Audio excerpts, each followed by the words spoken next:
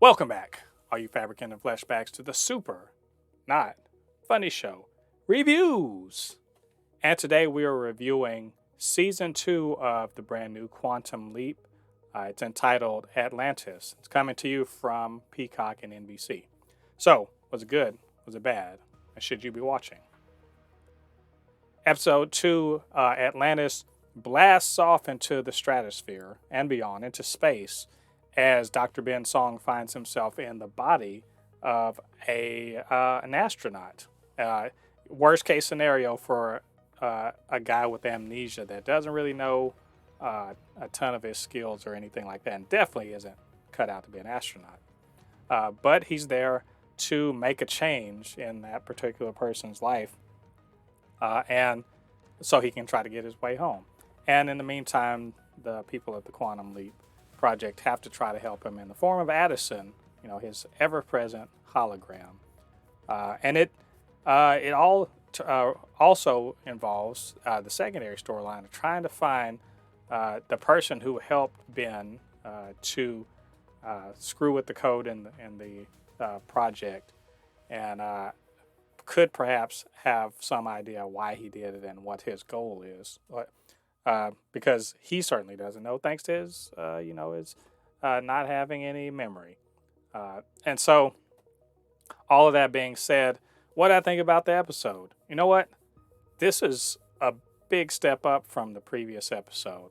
It's a very enjoyable episode. In fact, maybe this is my personal, love for science and for space and all that. Maybe it's just that, they presented a scenario that was a lot more thrilling and a lot more interesting that you don't really see too much of. I mean, I know we see a lot of sci-fi nowadays, but this is, these are 1998 era astronauts flying the shuttle. They're trying to set up the ISS and they run into some trouble. And obviously this is all fictional in an alternate universe where different people and, different situations happen. But you know what? I thought that the budget might not allow this. Last week when they showed this, that maybe the budget wouldn't allow this to be very cool or interesting because, the CG would be expensive. But it actually is pretty good CG, all things considered. Now, does it look like Interstellar? Does it look like Gravity? No, it's not going to look like that. Even the weightless physics, that's not going to necessarily look, perfect. But they managed to pull it off. So I give a lot of credit to not just the set designers and the CG artists, but also whoever rigged up the actors so that they looked weightless.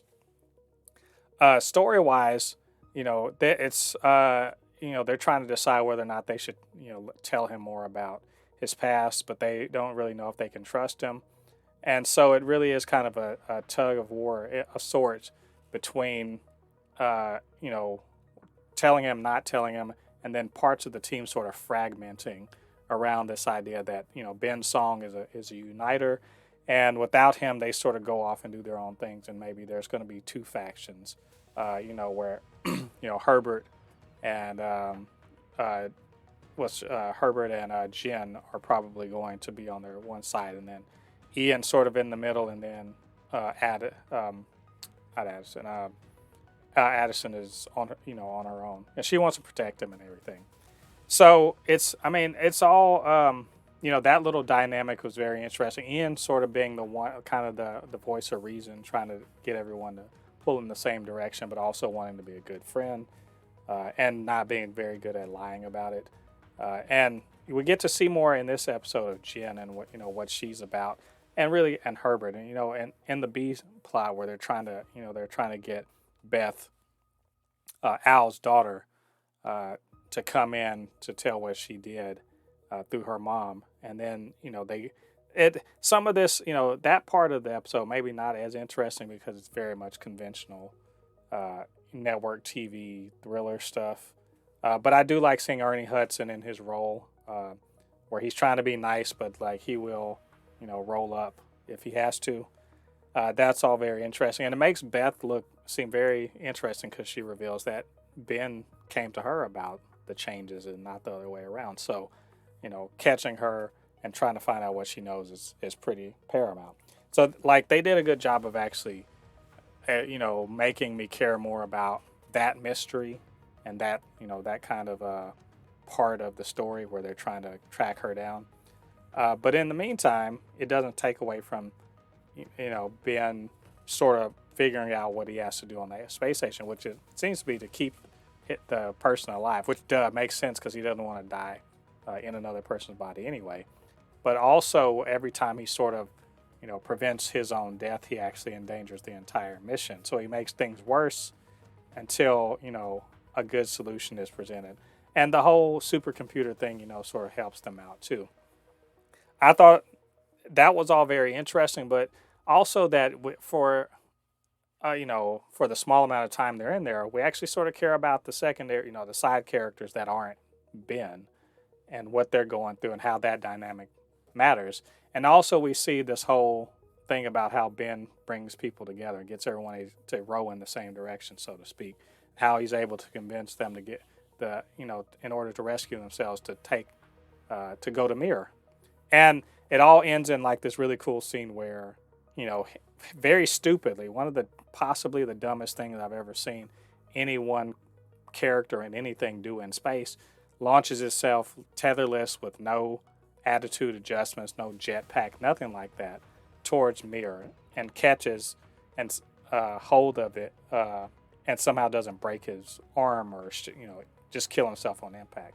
Still very cool all the way around. And the CG for space was really great.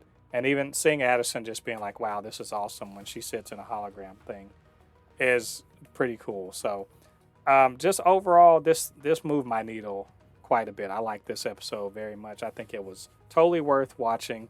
And for me, this, I give, things a little bit of a probation if they don't quite pan out in an episode.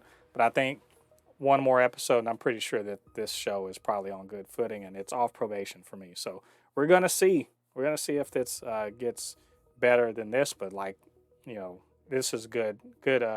It's a good start. It's a good indication of maybe things to come. So I'm really hoping. Anyway, what do you guys think about this episode? What do you think about what I had to say about it? Get down to the comment section. Let me know your thoughts. Of course, you can always hit me up, supernotfunnyshow@gmail.com, or at supernotfunnys1 on Twitter. And while you're down there, please hit that like button. It helps with the algorithm so more people can see these reviews. And hit the subscribe and the notification bell. That'd be awesome so you could grow this channel and so you'll know when we drop new content. All right, all you Fabricans and Fleshbags, thanks for joining me. Come back next week, and we'll be doing episode 3 of Quantum Leap. Until then, I've been Mo De Poupée, your resident fabricant and comic extraordinaire on all things pop culture. And I'll see you guys on the other side of the thread. Peace.